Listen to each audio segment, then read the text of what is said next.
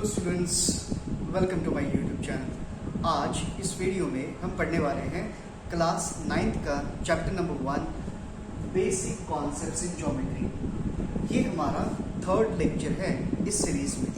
सबसे पहले हम आज देखेंगे कि लाइन सेगमेंट क्या होता है। तो बच्चों, जब हम पढ़ेंगे लाइन सेगमेंट के बारे में तो इसमें एक वर्ड आया है लाइन। तो ये लाइन क्या होता है? लाइन को हम इस तरह से कहते हैं कि ये कुछ इस तरह से हमने ड्रॉ कर दिया तो हम इसको लाइन कहते हैं, राइट। अब लाइन को हम मानते हमेशा इनफाइनाइट है कि ये लेफ्ट में भी जाएगी, राइट में भी जाएगी, ओके। लेकिन जब इसको हम सेगमेंट कहते हैं, जब हम इसको वर्ड सेगमेंट लगा देते हैं, सेगमेंट का मतलब होता है पीस या फिर टुकड़ा। इसका मतलब इस लाइन को हमें इनफाइनाइट कंसीडर नहीं कहना है, तो हम इसका कुछ पार्ट ले लेंगे, कुछ पार्ट उसको हम ब्रेक करेंगे, कहीं एक दो पॉइंट्स फिक्स कर देंगे। तो ये जो आपका जो छोटा सा पार्ट बना है इस पूरे लाइन का, ये छोटे से पार्ट को हम कहते हैं लाइन सेगमेंट। और अभी ये जो आपको लाइन एल दिख रही है, इसका एक हमने छोटा सा पार्ट बना दिया ए बी, ओके। तो इसको लिखेंगे कैसे हम? तो इसको हमें लिखने का तरीका है segment A B. Segment A B को हम कभी कभी सेग ए बी करके भी लिखते हैं, सेग ए बी, ओके। और क्योंकि ये सेगमेंट है तो इसे जरूर हम गिन पाएंगे। गिन पाएंगे का मतलब क्या हो गया? इसको जरूर ये जितना भी ए बी है उसको लेंथ रहेगा, तो इसका मतलब कितना रहेगा डिस्टेंस? तो distance between point A and B will nothing be the length of segment A B. इसी को हम कहेंगे length of segment A B, okay. ये हमारी फर्स्ट चीज हो गई है, इसे हम कहते हैं लाइन सेगमेंट।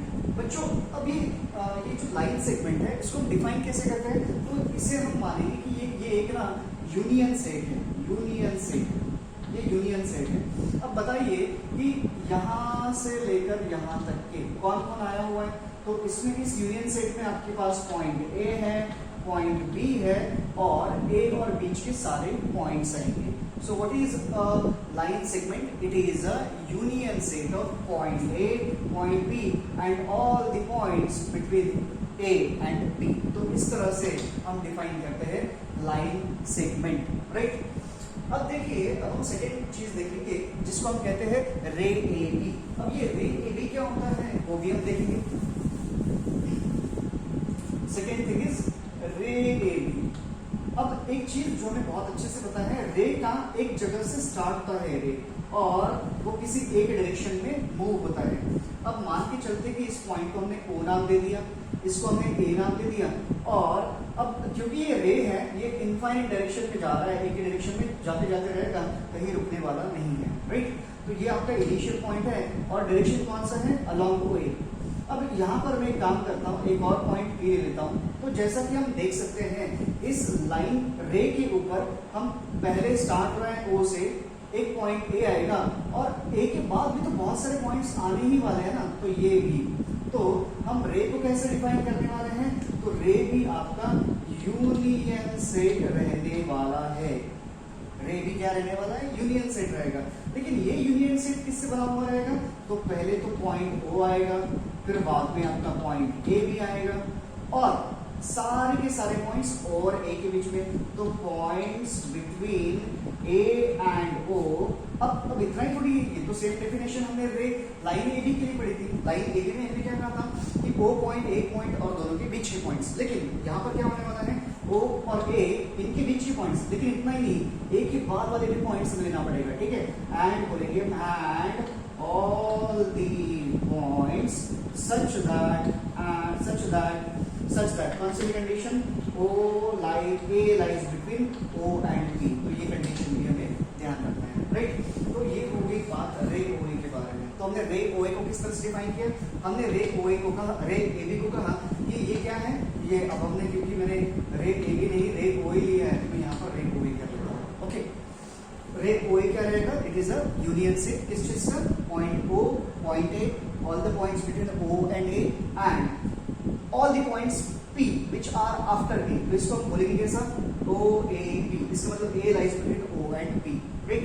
अब ये जो P पॉइंट है वो बढ़ते बढ़ते जाएगा क्योंकि इसका कोई लिमिट नहीं है, राइट, इस तरह से। नेक्स्ट चीज इज लाइन AB। अब हम वापस फिर से आते हैं लाइन AB के पास। जो हमने सबसे पहले पढ़ा था इस लाइन सेगमेंट थी, और अब हम बात कर रहे हैं लाइन AB की, राइट। तो लाइन AB जो है वो इस तरह से रहेगी, इसको हम नाम दे दिया है लाइन AB। अब व्हाट इज लाइन AB, क्या हम इसको डिवाइड कर सकते हैं? चलिए मान लिया मैंने पॉइंट ले लिया O, तो क्या OB रे है? OB कौन है? रे कौन है? ये रे कौन सा है? OB। और ये वाला रे कौन सा है? रे OA, राइट।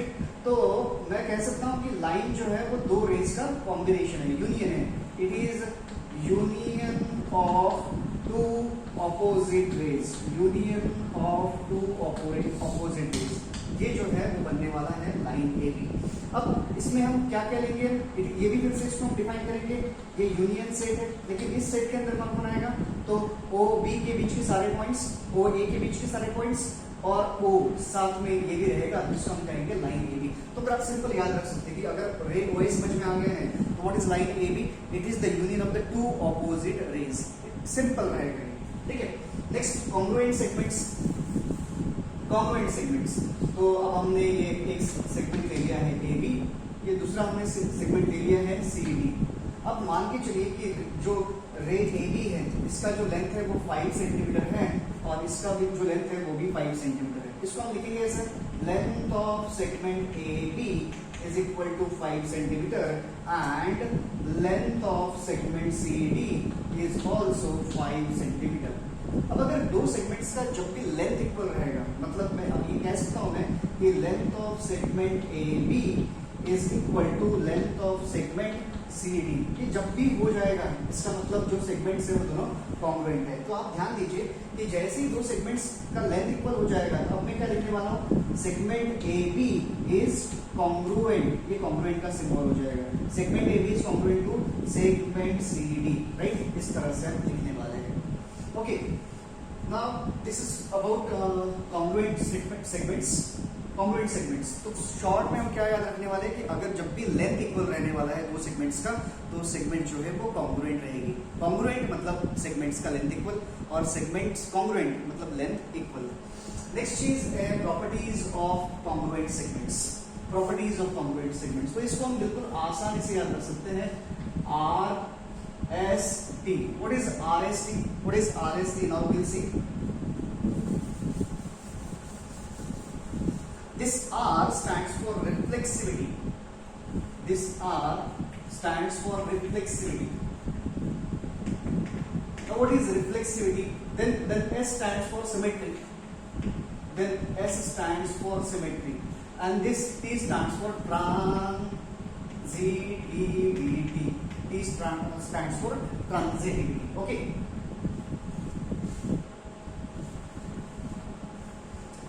चलिए, now अब हम क्या पढ़ रहे हैं? What are we studying? We are studying properties of the congruent statement. तो ये जो है वो तीन प्रॉपर्टीज है congruent statements की। इसका मतलब क्या होने वाला है अब आप ध्यान देंगे। चलिए कंसिडर कर लेते हैं कि हमारे पास ये लाइन सेगमेंट है, AB है, लाइन सेगमेंट है, इसका मतलब इसका जो लेंथ है वो हमारे पास फिक्स्ड है, राइट। अब ये रिफ्लेक्सिविटी ये कहता है कि हर सेगमेंट अपने आप से कॉन्ग्रुएंट रहेगा। इसका मतलब क्या हो गया कि सेगमेंट AB जो है वो हमेशा सेगमेंट AB को कॉन्ग्रुएंट रहेगा। तो ये हमारी फर्स्ट प्रॉपर्टी है रिफ्लेक्सिविटी। मतलब सेगमेंट AB से कॉन्ग्रुएंट रहेगी, सेगमेंट PQ से कॉन्ग्रुएंट रहेगा, सेगमेंट RS से कॉन्ग्रुएंट रहेगा। तो ये बेसिक चीजें हैं रिफ्लेक्सिविटी वाली में। Next is symmetry. Second property is symmetry. अब देखिए अब क्या करेंगे, जैसे ये एक सेगमेंट AB है और दूसरा सेगमेंट हम कंसीडर करते हैं CD। Second segment is CD। अब मान के चलिए कि सेगमेंट AB 5 सेंटीमीटर है, तो ये भी 5 सेंटीमीटर है, हम वी आर कंसीडरिंग। अब आप देख सकते हैं कि दोनों का जो लेंथ है वो इक्वल है। जब भी दोनों का लेंथ इक्वल है, इसका मतलब segment AB is congruent to segment CD। Now I am writing segment AB is congruent to segment CD, right. Now symmetry ये कहता है कि अगर AB CD से कॉन्ग्रुएंट है तो जरूर then segment CD will be congruent to segment AB। This is about symmetry. इसका मतलब सेगमेंट एक्स वाई अगर YZ से कॉन्ग्रुएंट है, सेगमेंट XY अगर सेगमेंट YZ से कॉन्ग्रुएंट है तो जरूर सेगमेंट YZ जो है वो सेगमेंट XY से कॉन्ग्रुएंट रहने वाला है। ओके, मतलब 1 congruent to 2 implies 2 congruent to 1। इस प्रॉपर्टी को हम कहेंगे symmetry. Now will look at the third property that is called as transitivity. अब ये ट्रांजिटिविटी के लिए हमें एक नहीं, दो नहीं, बल्कि 3 जो है वो सेगमेंट्स लगने वाली है। ए बी ले लिया, सी डी ले लिया, now I am taking E F, now we have third segment E F. Okay, suppose this is also 5 centimetre. Now अब इसको कैसे देखेंगे हम, तो बड़ी ध्यान से समझिएगा। कंसीडर करेंगे हम सेगमेंट ए बी जो है वो कॉन्ग्रुएंट है segment C D to. A B जो है वो कॉन्ग्रुएंट है segment C D to. Okay, and साथ में सेगमेंट जो सी डी है वो ई एफ से कॉन्ग्रुएंट है। ए बी सी डी से कॉन्ग्रुएंट है, सी डी ई एफ से कॉन्ग्रुएंट है, C D is congruent to segment E F. Okay, 1 is congruent to 2 and 2 is congruent to 3। तो हमें ट्रांजिटिविटी ये बताती है कि जो फर्स्ट है ना वो कॉन्ग्रुएंट हो जाएगा थर्ड को। इसका मतलब जो सेगमेंट ए बी है वो जरूर कॉन्ग्रुएंट बन जाएगा सेगमेंट ई एफ से, and that is called as transitivity. Okay, RST, R stands for reflexivity, S stands for symmetry and T stands for transitivity। हम क्या पढ़ रहे हैं right now? We are studying properties of the congruent segments. Very simple. तो symmetry में सिर्फ आपको एक ही सेगमेंट लगता है, सिमेट्री रिफ्लेक्सिविटी में एक ही साइड का काम चलेगा, सिमेट्री में हमें 2 सेगमेंट्स की जरूरत पड़ेगी और ट्रांजिटिविटी में हमें 3 सेगमेंट्स का काम पड़ेगा। ओके, चलिए अब हम नेक्स्ट पढ़ते हैं। Next is comparison of segments. Next is comparison of segments पढ़ेंगे हम। Next we are going to learn about comparison of segments.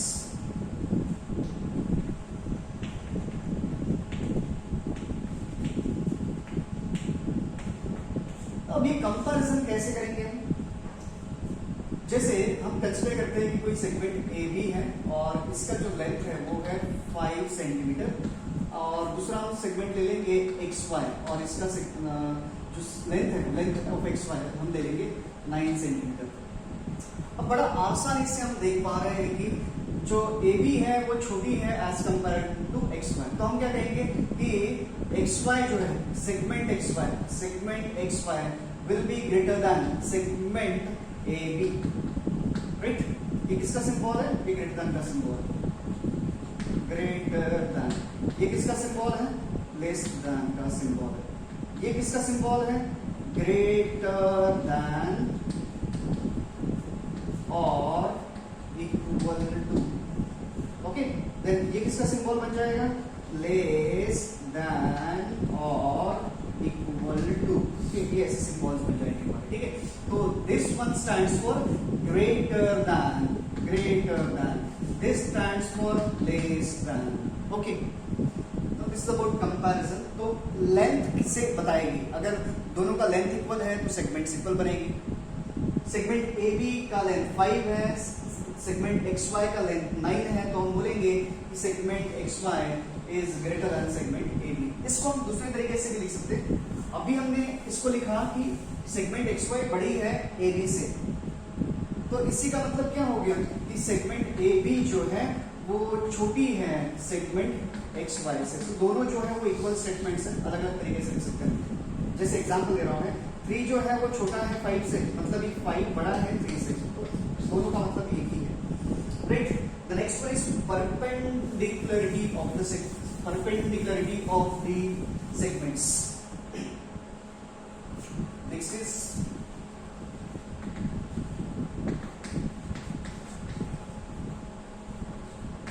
Perpendicularity of the segments. Now एक से कैसे देखेंगे? जैसे हमने ये ड्रॉ कर दिया है सेगमेंट ए बी, राइट, और कुछ दूसरी सेगमेंट्स हैं, ये मान लीजिए ये सी है और ये डी है और ये इसे परपेंडिकुलर, तो इसे हम लिखेंगे कैसे? Segment C D is perpendicular to segment A B. ये हमारा लिखने का तरीका रहेगा, segment C D perpendicular to segment A B. आप देख सकते हैं CD जो है वो AB को परपेंडिकुलर, तो this is how we are going to write. Let me take one more example, suppose this is XY and this is PQ, तो और Q पर परपेंडिकुलर है, तो I am going to write segment PQ is perpendicular to segment XY like this. Okay, then the next thing is distance of a point from the line, distance of a point from the line. Okay, now this is the next topic, distance of a point from a line. Okay, then for this what I am going to do is, suppose we have this line segment AB, हमारे पास already segment AB है या line AB हम कह सकते हैं, और इस point का हमें डिस्टेंस निकालना है AB से। तो हम सोच सकते हैं कि ये डिस्टेंस है, ये डिस्टेंस है, ये डिस्टेंस है, कौन सा डिस्टेंस लेना चाहिए हमने, मतलब OA जो है वो डिस्टेंस एक्चुअल डिस्टेंस है, OB डिस्टेंस एक्चुअल डिस्टेंस है, कौन सा डिस्टेंस एक्चुअल डिस्टेंस है O का AB से। तो आप बिल्कुल एक बात क्लियर रखेंगे कि हम यहाँ से परपेंडिकुलर ड्रॉ करने वाले हैं सेगमेंट के ऊपर, जहां से भी जो भी पॉइंट का डिस्टेंस निकालना है उस पॉइंट से आप लाइन के ऊपर सेगमेंट बना दीजिए, ये परपेंडिकुलर यहाँ आ जाएगा। इस पॉइंट को मैं नाम देता हूँ X। तो अब आप क्या लिखेंगे, ये जो OX है ना, OX, ये जो परपेंडिकुलर है OX, यही रहेगा distance. OX is the distance of point X from line AB। Okay, तो जब भी किसी पॉइंट का आपको लाइन से डिस्टेंस निकालना है, बस उस पॉइंट से परपेंडिकुलर ड्रॉ कर देना है, right. Thank you for watching my video.